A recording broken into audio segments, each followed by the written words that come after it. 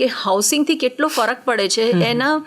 મેં જે તમને કહ્યું એવિડન્સ બેઝ પ્લાનિંગ, તો એમાં એ હતું કે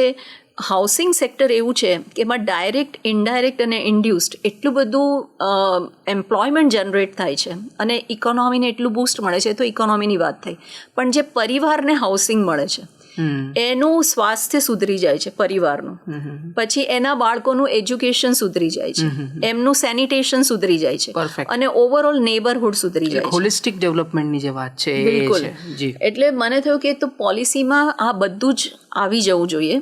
એટલે પછી મેં પોલિસીનું ફ્રેમવર્ક બનાવવાનું શરૂ કર્યું અને એમાં બધી અલગ અલગ પ્રકારની,